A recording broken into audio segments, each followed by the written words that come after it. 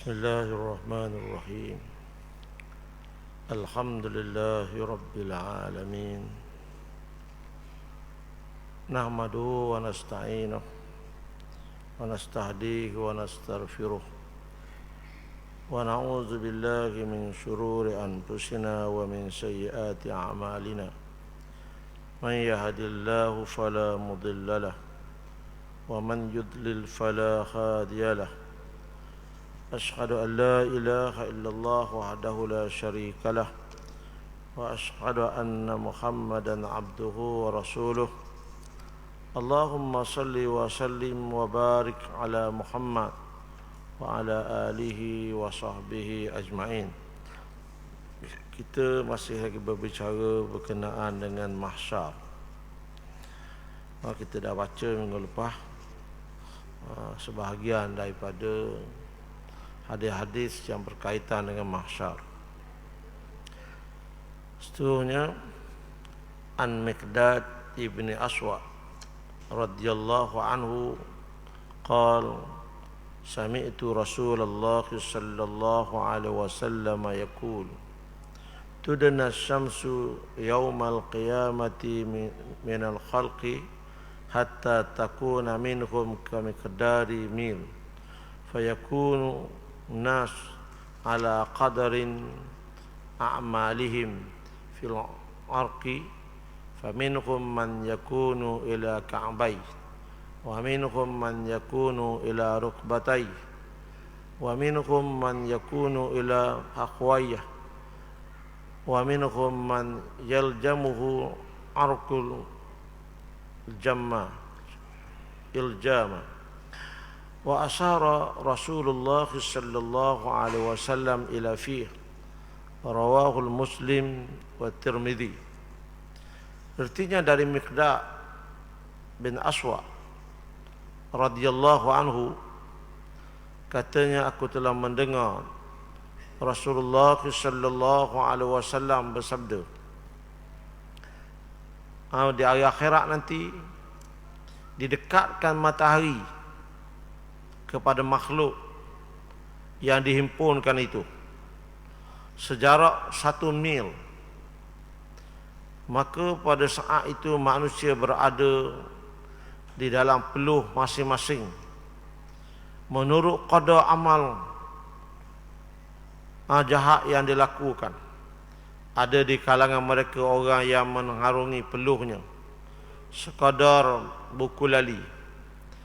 Ada yang sampai ke lutut, ada yang sampai ke pinggang, ada yang peluhnya sampai ke mulut. Sambil Rasulullah sallallahu alaihi wasallam menunjukkan ke arah mulut. Itu suasana ketika manusia dihimpunkan di mahsyar. Berkata Salim ibn Amir rahimahullah, salah seorang yang meriwayatkan hadis ini, dia kata, demi Allah, aku tidak tahu apakah qadar 1 mil yang dinyatakan itu. Nabi kata didekatkan matahari dengan manusia, jaraknya 1 mil. Jadi kata Amir, kata Salim ibn Amir, saya tak tahu apa yang dimaksudkan dengan 1 mil itu. Adakah dia menurut jarak ukuran di bumi sekarang atau sekadar mata memandang? Kalau dia jarak sebatu ke dari manusia ataupun jarak sejauh mata memandang, Nabi tak boleh tahu. Cuma Nabi kata Allah dekatkan matahari, menyebabkan manusia kepanasan, mengeluarkan peluh yang sangat banyak. Apa yang berlaku menandakan betapa murkanya Allah Azza wa Jal, Allah yang Maha Adil, terhadap orang-orang yang derhaka, yang telah melakukan kesalahan-kesalahan. Bukan sekadar itu, tetapi para malaikat diperintah supaya membawa neraka yang dahsyat itu. Jadi apabila manusia yang dihimpunkan di mahsyar dalam keadaan tidak berpakaian, tak disediakan makan minum, didekatkan matahari dengan jarak yang lebih dekat daripada bumi ini, yang menyebabkan manusia berada dalam keadaan sengsara. Di samping itu, Allah Ta'ala juga memerintah para malaikat mempamerkan neraka kepada khalayak ramai yang berada di himpunan mahsyar itu. Perkara ini dinyatakan oleh Allah Subhanahu wa Ta'ala. Kalla idza dukkatil ardu dakkan dakka wa jaa rabbuka wal malaku saffan saffa wa ji'a yawma idzin bi jahannam yawma idzin yatadhakkarul insan wa anna lahu dzikra yaqulu ya laitani qaddamtu li hayati. Surah Al-Fajr ayat 21 hingga ayat 24. Artinya, jangan berbuat demikian. Jangan jadi sombong. Jangan jadi angkuh. Jangan lupa kepada agama. Jangan lupa kepada pesanan para nabi, pesanan para rasul yang mengajak manusia beriman dan bertakwa kepada Allah Subhanahu wa Ta'ala. Jadi Tuhan kata apabila bumi digoncangkan, digoncangkan dengan goncangan yang kuat, dan datanglah Tuhanmu sedang malaikat berbaris-baris, dan pada hari itu diperlihatkan neraka jahanam, dan pada hari itu ingatlah manusia, akan tetapi tiada berguna lagi peringatan itu bagi manusia. Manusia yang berada di mahsyar ni baru teringat betul sungguh. Nabi-nabi beritahu, betul sungguh rasul-rasul beritahu adanya akhirat, betul sungguh adanya mahsyar, adanya kehidupan selepas daripada mati. Tapi tak berguna dah. Teringat pada masa tak berguna dah. Dan mereka berkata, alangkah baiknya kiranya dahulu aku mengerjakan amal yang soleh untuk hidupku hari ini. Masing-masing menyesal. Masing-masing kata alangkah baiknya, alangkah beruntungnya masih kita hidup di dunia dulu, kalau kita buat amal soleh, kita buat kebajikan, kita melakukan amal yang baik, supaya amalan itu boleh menjadi bekal yang dapat menyelamatkan kita pada hari ini. Tapi malangnya kesedaran itu berlaku setelah mereka berada di mahsyar. Segala penyesalan tidak membawa apa-apa erti kepada mereka. Peristiwa dihadirkan neraka itu diceritakan oleh Nabi sallallahu alaihi wasallam. Quran sebut Allah Ta'ala pamerkan neraka kepada khalayak ramai yang berhimpun di mahsyar. Dan Nabi juga menceritakan sebagaimana hadis yang diriwayatkan dari Abi Mas'ud radhiyallahu anhu, katanya Rasulullah sallallahu alaihi wasallam telah bersabda, yu'ti bi jahannama yauma idzin laha sab'una alfan zumam ma'a kulli dhumami sab'una alfun malakin yajurrunaha. Rawahul Bukhari wal Muslim. Artinya diceritakan oleh Ibnu Mas'ud radhiyallahu anhu, kata Ibnu Mas'ud, Rasulullah sallallahu alaihi wasallam telah berkata, dibawa neraka jahanam pada hari itu dengan 70,000 tali. Ada 70,000 tali untuk menarik, nak tarik neraka untuk dipamerkan kepada khalayak ramai, kepada manusia dan jin yang berhimpun di mahsyar ini. Dan tiap-tiap satu tali itu ditarik oleh 70,000 malaikat. Kita tak boleh nak bayang besar mana, tinggi mana, lebar mana, kita wallahu a'lam. Tapi ini disebut dalam hadis yang sahih. Nabi kata dipamerkan, ditunjukkan kepada manusia yang dihimpunkan di mahsyar. Di samping cuacanya panas, dalam keadaan lapar, dalam keadaan letih, dalam keadaan sangat menakutkan, tiba-tiba Tuhan tunjuk pula neraka yang bunyinya sangat menakutkan. Api ini dia berbunyi, kemudian warnanya yang sangat menakutkan. Pada hari itu tiada penyelamat. Malaikat iman dan amal yang soleh tak guna dah. Kalau atas dunia ada orang dia bangga dengan harta dia, ada orang dia bangga dengan keturunan dia, ada orang dia bangga dengan rupa dia yang cantik, ada orang dia bangga dengan suaranya yang merdu. Macam-macam lah kebanggaan yang dia bangga. Tapi Tuhan sebut, yaumala yanfa'u malun wala banun illa man atallaha biqalbin salim. Surah Syu'ara ayat 88. Tuhan kata tak guna dah. Hari akhirat tak guna harta benda yang banyak. Kalau atas dunia ni senang orang harta banyak. Nak makan apa dia boleh beli. Nak pakai pakaian mana dia boleh beli. Nak buat rumah betul macam mana dia boleh buat. Duit dia banyak. Dia boleh melancong ke mana-mana sebab harta dia banyak. Dia berbangga dengan harta dia.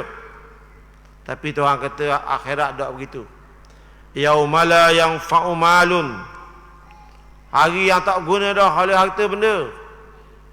Wala banun, begitu tak guna dah anak-anak yang ramai, pengikut yang ramai, penyokong yang ramai, peminat yang ramai, tak guna dah. Kalau masa hidup tak dunia dia bangga anak-anak dia berjaya, akademik dia berjaya, pencapaian anak dia berjaya menjadi orang kaya, orang berpangkat dan sebagainya. Ayah tu pang bangga, tu pang senang. Tapi Tuhan kata akhirat tak begitu. Yaumala yanfa'u malun wala banun, hari akhirat hari tak berguna dah harta benda yang banyak, kecuali harta benda tu dibuat kebajikan. Masih hidup tak dunia dibuat kebajikan.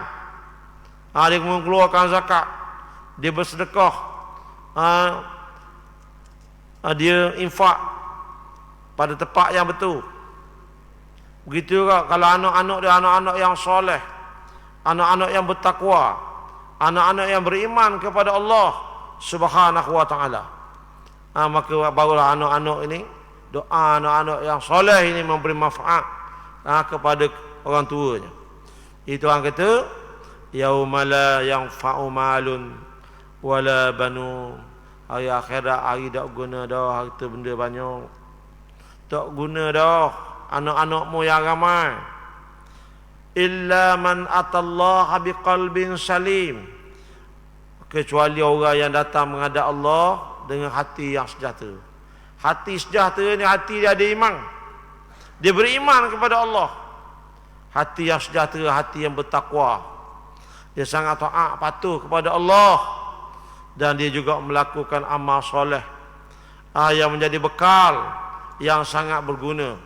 Sebaik-baik bekal takwa untuk menghadapi hari akhirat ini. Firman Allah Ta'ala, innal ladzina sabaqat lahum minnal husna ulaika anha mub'adun la yasma'una hasisaha wa hum fi mastahat anfusuhum khalidun la yahzunuhum faza'ul akbar wa tatalaqqahumul malaikatu hadza yaumukumul ladzi kuntum tu'adun. Surah Anbiya ayat 101 hingga 103. Artinya bahawasanya orang-orang yang telah ada untuk mereka ketetapan yang baik dari kami, mereka dijauhkan dari neraka. Mereka tidak mendengar sedikit pun suara api neraka, dan mereka kekal di dalam menikmati apa yang diingini oleh mereka. Mereka tidak disusahkan oleh kedahsyatan yang besar pada hari kiamat, dan mereka disambut oleh para malaikat dengan berkata, inilah harimu yang dijanjikan kepadamu. Hari orang yang diselamatkan oleh Allah. Ada orang-orang yang diselamatkan oleh Allah. Walaupun dahsyatnya kiamat, dahsyatnya suasana mahsyar, ada orang yang tertentu yang diselamatkan oleh Allah. Dia tidak merasai kedahsyatan, kesusahan, huru-hara hari mahsyar ini. Firman Allah Ta'ala, man jaa bil hasanati falahu khairu minha wa hum min faza'in yawma idin aminun. Surah An-Naml ayat 89. Artinya barang siapa yang membawa kebaikan, maka ia memperolehi balasan yang lebih baik daripadanya. Kalau di dunia dulu dia buat kebajikan, dia buat apa yang disuruh oleh Allah, Allah tak lupa kebaikan seseorang. Allah tak lupa kepada amalan seseorang itu. Allah tetap memberi ganjaran dengan sebaik-baik ganjaran. Kita buat kebaikan daripada muda sampai kita mati. Semua kebaikan yang kita buat itu Allah tak lupa. Ada ganjarannya. Disediakan dengan ganjaran yang terbaik di sisi Allah Subhanahu wa ta'ala. Sedang mereka adalah orang yang aman, tenteram dari kejutan yang dahsyat pada hari itu. Dan hati dia bahagia, hati dia tenang, hati tidak cemas sebagaimana cemasnya hati-hati orang yang berdosa, hati-hati orang yang derhaka kepada Allah Subhanahu wa ta'ala. Ada orang yang terlalu takut dengan suasana mahsyar, dengan suasana kiamat, kerana selama ini dia mengingkari, dia tak bersedia untuk menghadapi hari yang dijanjikan oleh Allah dan Rasulnya sallallahu alaihi wasallam. Nabi sallallahu alaihi wasallam juga menceritakan kebaikan yang boleh menyelamatkan seseorang itu di hari akhirat nanti. Nabi cerita ada golongan-golongan tertentu yang Allah Ta'ala selamatkan mereka daripada kedahsyatan mahsyar ini. Antaranya hadis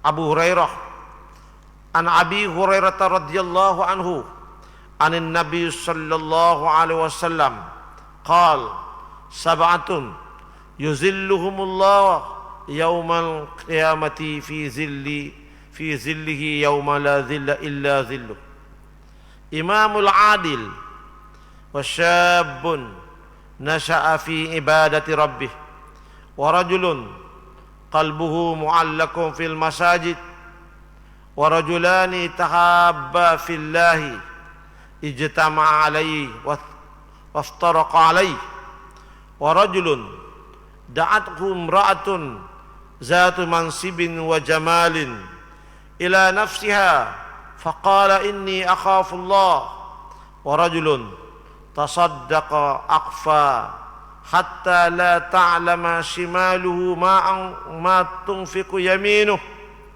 wa rajulun zakarallaha khalian fafadat aynahu. Hadis rawahu al-Bukhari wal Muslim.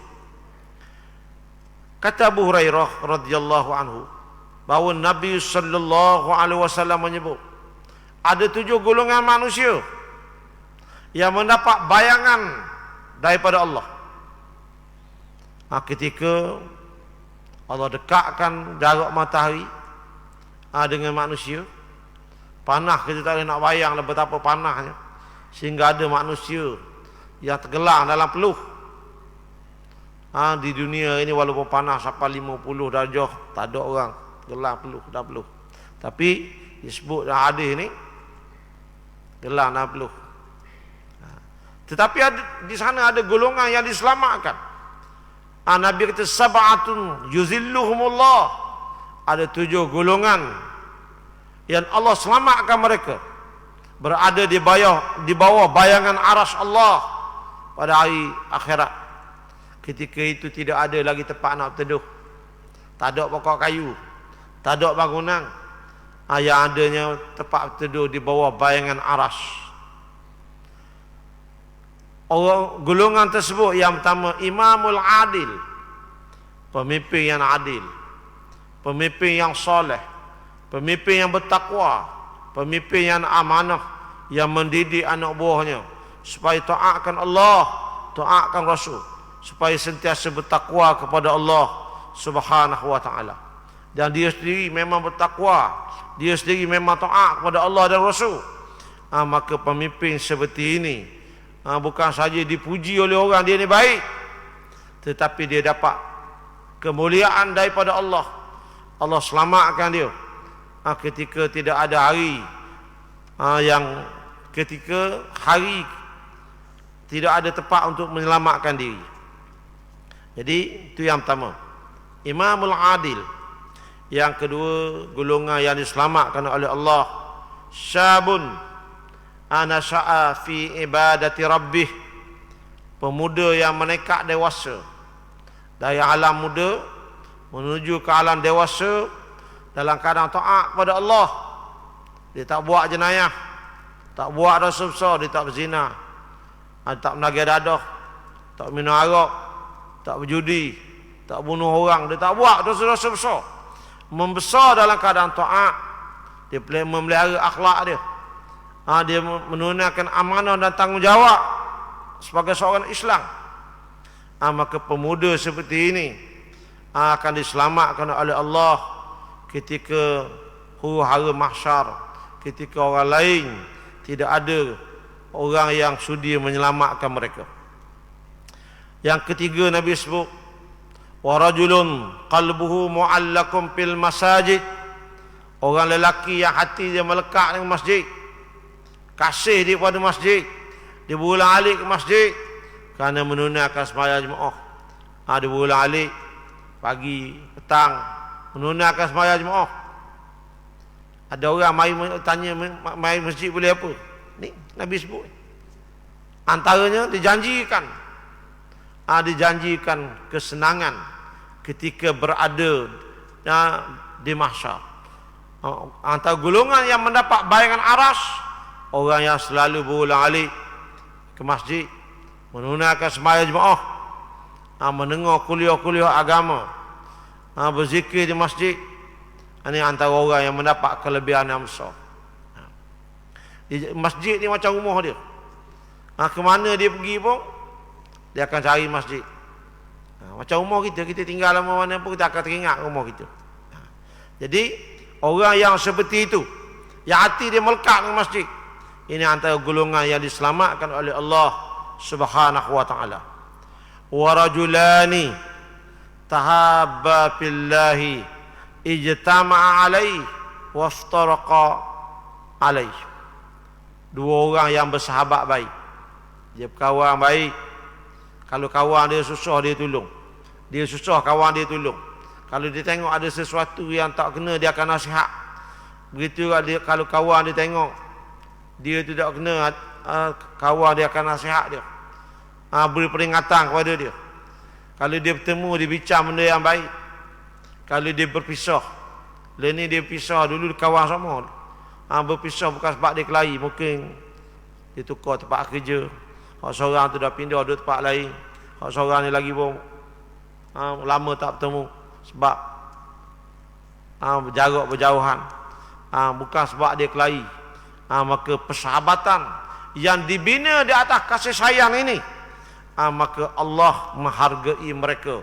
Di akhirat nanti orang yang bersahabat seperti ini juga akan diselamatkan oleh Allah Subhanahu wa taala.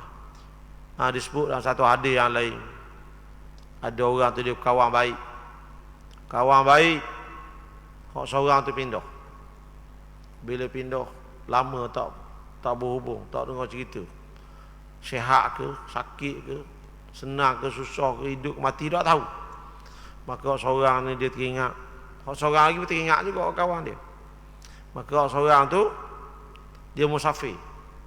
Nak pergi cari kawan dia. Nak cari kawan dia, nak tengok keadaan dia, senang ke susah, sakit ke sihat. Siapa tengah jalan, Allah Ta'ala atur malaikat. Malaikat yang merupakan diri dengan rupa manusia. Malaikat tanya, kamu nak ke mana? Dia beritahu tempat dia nak pergi. Malaikat kata, dari mana kamu datang? Dia sebut kampung dia. Malaikat kata, jauh perjalananmu ni. Apa hajakmu? Dia kata, aku nak pergi ziarah saudara aku. Malaikat tanya, adakah apa-apa hak yang perlu kamu ambil daripada dia? Adakah dia berhutang pitimu, dia tak bayar? Ataukah kamu nak berhutang dengan dia? Ataupun adakah kamu nak minta tolong apa-apa daripada dia? Kata kawan ni, dah, saya nak ziarah dia sebab saya teringat ke dia. Saya kasih ke dia. Saya sayang ke dia. Lama tak bertemu, betul saya nak ziarah. Lalu malaikat kata, Allah kasih kepadamu.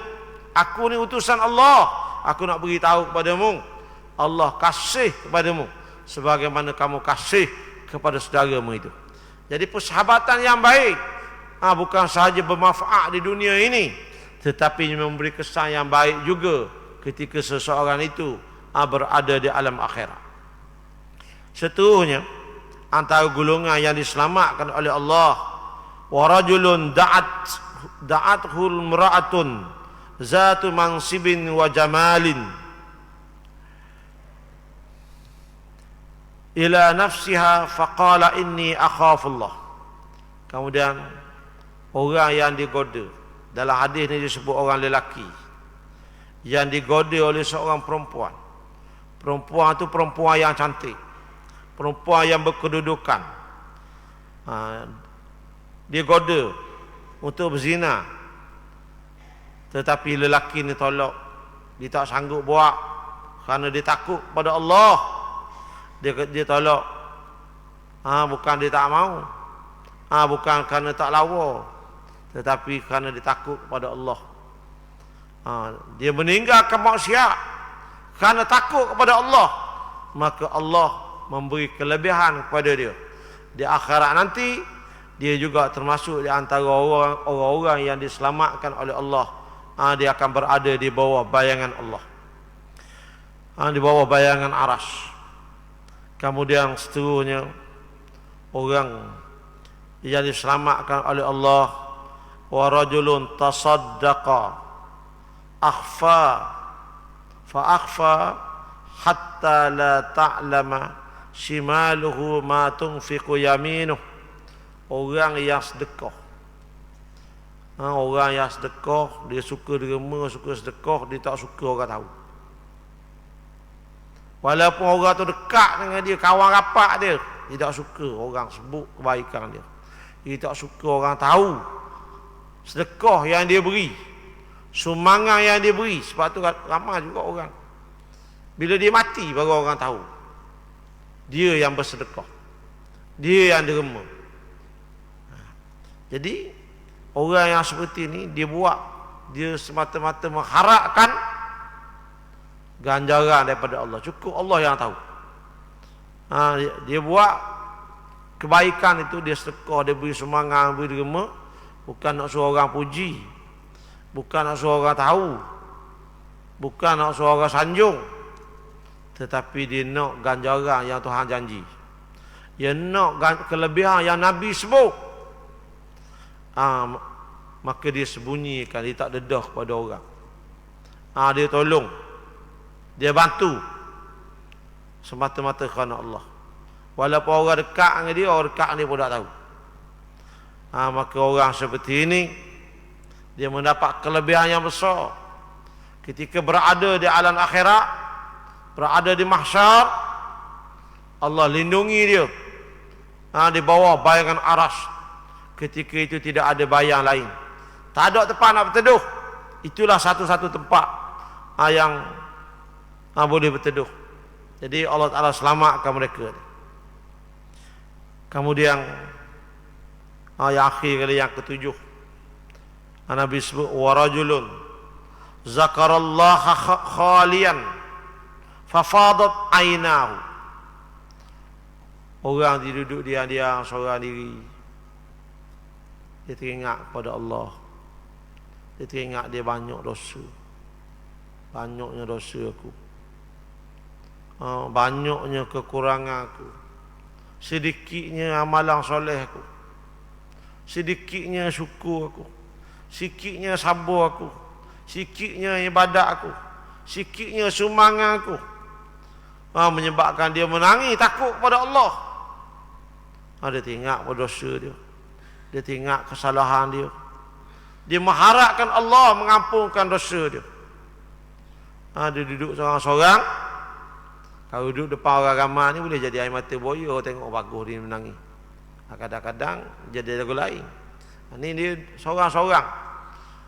Dalam rumah dia ke, seorang-seorang dia bangun tengah malam, bertahajud, sembahyang malam. Dia memohon keampunan dengan Allah. Sehingga basah pipi dia. Dia menangis, teringat kepada kekurangan yang ada pada diri dia. Sedikitnya amalan dia menyebabkan dia sangat takut, dan dia dalam masa yang sama dia mengharapkan rahmat Allah, dia mengharapkan Allah terima taubat dia, dia mengharapkan Allah mengampunkan dosa dia. Orang yang seperti ini diberi kelebihan oleh Allah di akhirat nanti, dia akan berada di bawah bayangan aras. Ini 7 golongan. Jadi itu antara orang-orang yang diberi. Ada lagi golongan yang lain, bukan 7 ni, tapi dalam hadis ni disebut 7. Ada lagi golongan lain disebut dalam hadis lain pula. Antaranya an Aisyah radhiyallahu anha anin Nabi sallallahu alaihi wasallam innahu qala man ibtuliya minal banati bi syai'in fa ahsana ilaihinna kunna lahu sitran minan nar. Rawahul Bukhari wal Muslim. Artinya diceritakan oleh Aisyah radhiyallahu anha dari Nabi sallallahu alaihi wasallam. Nabi kata, sesiapa yang diuji dengan menjaga anak-anak perempuan. Kadang-kadang orang tu dikurniakan anak perempuan yang ramai, sedikit anak lelaki. Kadang-kadang Allah Ta'ala beri anak perempuan saja, anak lelaki tak ada. Kadang-kadang Tuhan beri anak lelaki saja, tak ada anak perempuan. Kadang-kadang tak boleh anak langsung. Itu adalah ketentuan Allah. Kenapa Allah buat begitu? Allah yang maha tahu. Ada hikmah yang tak semestinya kita tahu. Jadi Aisyah kata Nabi beritahu ada ibu bapa yang menjaga anak-anak perempuan daripada kecil sampailah anak perempuan tu boleh berdikari.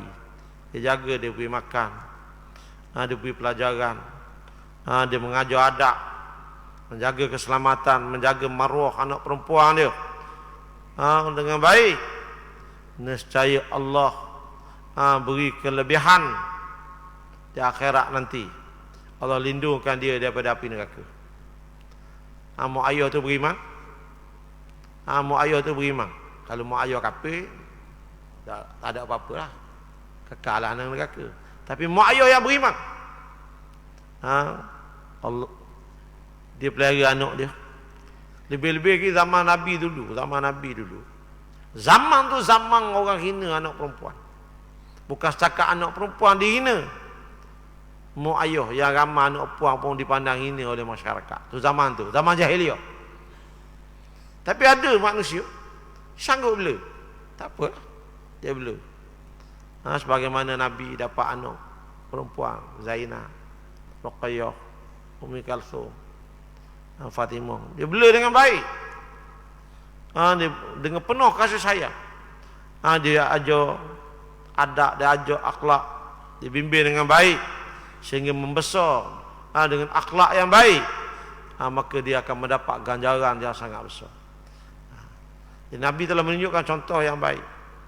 Dia menjaga anak-anak perempuan dia.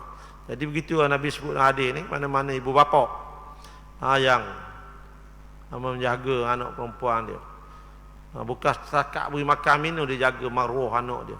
Dia nasihat anak dia supaya anak dia beradab, berakhlak dengan akhlak Islam. Menutup auratnya. Pandai mengurus diri sebagai seorang muslim, pandai bersuci dari kena diri dia, sembahyang dengan baik, berakhlak. Maka dia dapat kelebihan yang Nabi sebut ni. Nabi kata kun lahu sitram minan nar, dia akan jadi penghalang daripada neraka.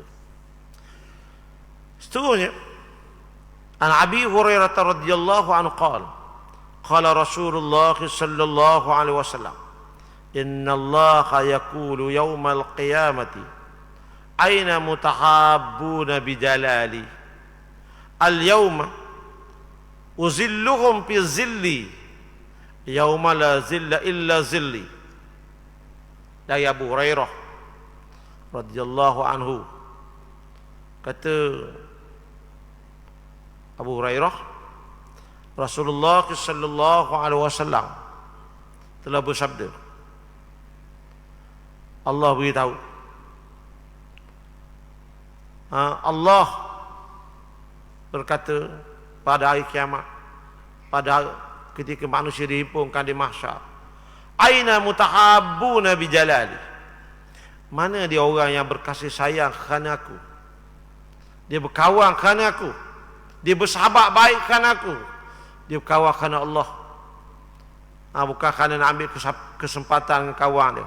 Dia buat baik pada seseorang, dia juga dia buat baik kawan ni patut senang nak minta tolong. Buat baik kawan ni senang nak tumpah harta benda dia. Buat baik ada kepentingan dia.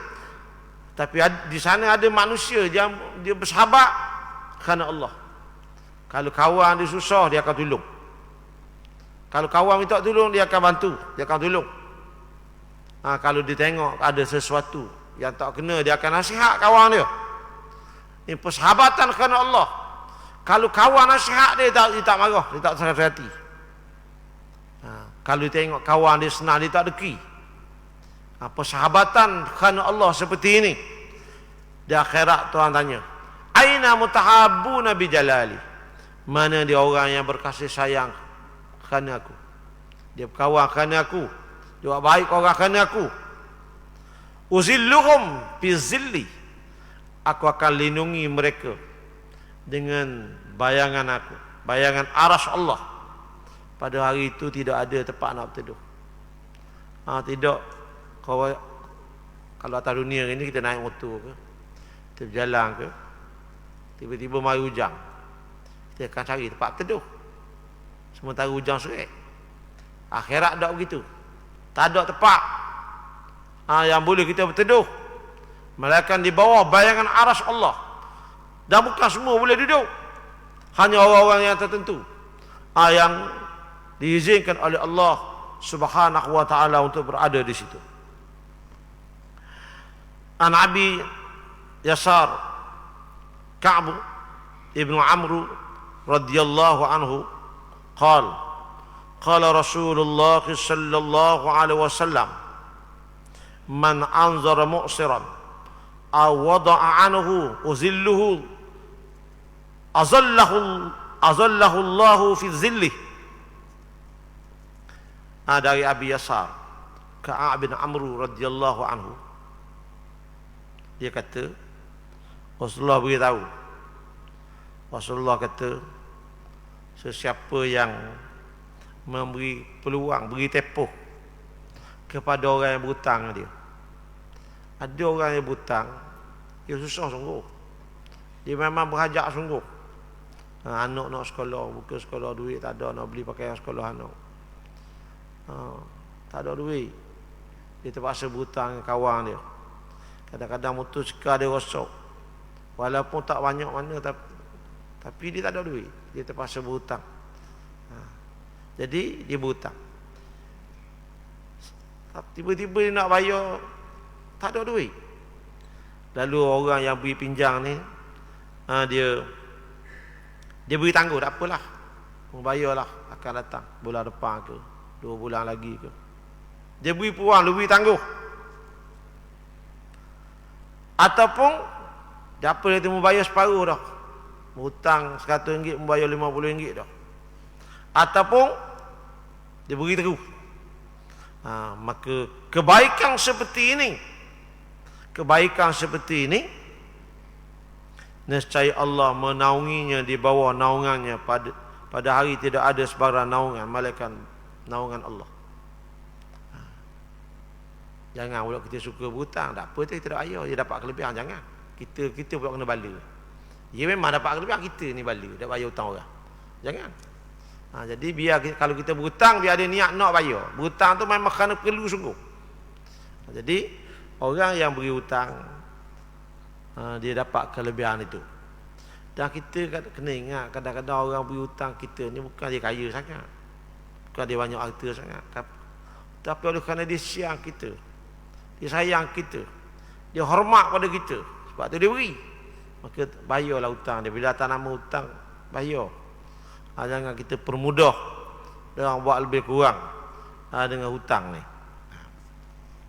Jadi Nabi kata, man anzara mu'siran aw wada'anhu azallahu Allah fi zillih. Mana-mana orang yang beri tangguh, orang berhutang dengan dia, dia janji seminggu, janji sebulan, sampai masa sebulan kawan tu tak mampu, tak ada kerja, sebulan dah tak kerja, tak ada duit.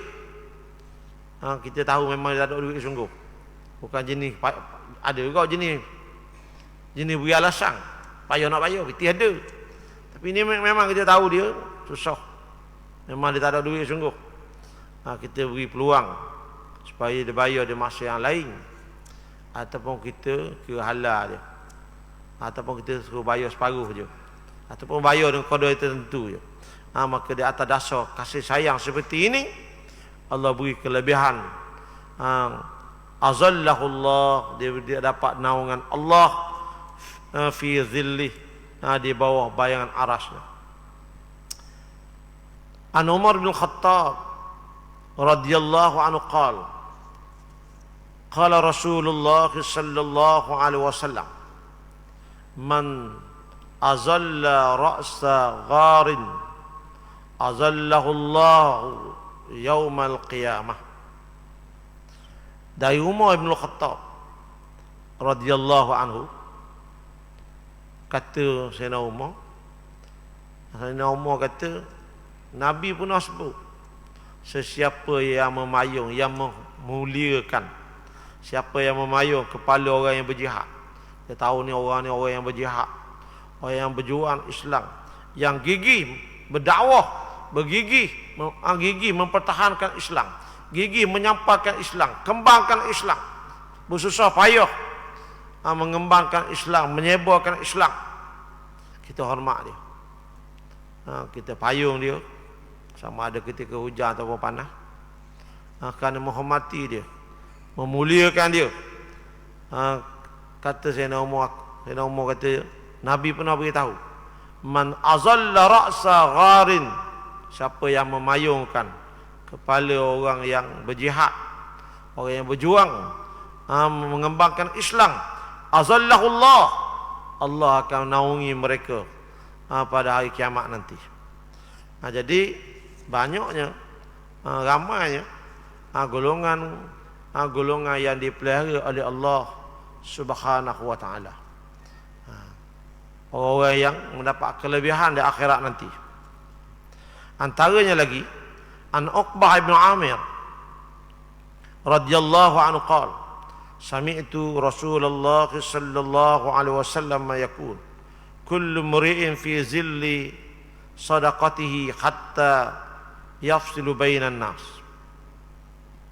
Dari Uqbah bin Amir radhiyallahu anhu, kata Uqbah, aku telah mendengar Rasulullah sallallahu alaihi wasallam bersabda, tiap-tiap orang dia akan berada di bawah naungan sedekahnya pada hari akhirat, pada hari kiamat, sehingga diputuskan hukuman terhadap manusia. Selama tempoh dihimpunkan di mahsyar, dia dilindungi oleh kelebihan sedekah yang dia selalu sedekah di dunia. Dia dapat kelebihan itu. Sedekah ni tak nanti kaya. Orang kaya sedekah dengan qadar kaya dia. Orang miskin sedekah dengan qadar kemampuan dia. Bukan nanti kaya. Bukan sedekah dengan amalan orang kaya saja. Dengan kemampuan masing-masing. Sebab tu ada di kalangan sahabat Nabi. Bila Nabi minta derma kerana sesuatu, operasi dakwah ataupun operasi jihad, ada yang beri seguning bawah tamak, ada yang beri berapa guning bawah tamak, ada yang bagi duit, ada mari bawa segenggang je, segenggang bawah tamak, putih bawah tamak, segenggang, sehingga diplekelkan oleh orang. Nabi SAW larang, jangan pelakeh, kerana itulah kemampuan yang ada pada diri dia. Dia mampu banyak tu. Keikhlasan dia, kesungguhan yang ada pada diri dia. Sebab tu kita hanya memberi, kita hanya melakukan amal yang menentukan berapa banyak pahala itu urusan Allah. Cuma kita harap setiap amalan yang kita buat, amalan itu diterima oleh Allah Subhanahu Wa Taala. Kalau amalan kita buat banyak, amal Tuhan tak terima, sia-sia je. Sebab tu kita diajar, selepas kita buat sesuatu amalan tu, kita berdoa kepada Allah, mengharapkan ganjaran, mengharapkan balasan daripada Allah Subhanahu Wa Taala. Semoga Allah Taala terima amalan yang kita buat itu. Kerana tak ada dah yang lain yang boleh menerima amalan kita. Sebab tu amalan ni yang pertama ikhlas. Ikhlas ni mana ikhlas kerana Allah. Orang puji ke tak puji ke, kadang-kadang orang kutuk dak kita tak peduli. Orang tak puji tak apa. Asalkan kita boleh buat kerana Allah. Yang kedua, amalan tu kita buat, kita belajar. Jangan pakai suka hati buat barang-barang itu. Kita belajar, hasil kita belajar. Kalau contohnya semayang, biar cukup rukun, cukup syarat dia sempurna boleh. Kemudian apa yang kita buat itu memang ada dalam syariat, memang ada dalam ajaran Islam. Kalau kita buat benda sesuatu benda walaupun ikhlas, tapi kalau amalan itu tak ada dalam Islam, amalan-amalan bid'ah, amalan khurafat, maka dia tidak ada nilai, tidak ada harganya di sisi Allah Subhanahu Wa Taala. Jadi mudah-mudahan segala amalan yang kita buat, kita diterima oleh Allah Subhanahu Wa Taala, dan Allah memberi sebaik-baik ganjarannya. Wallahu a'lam.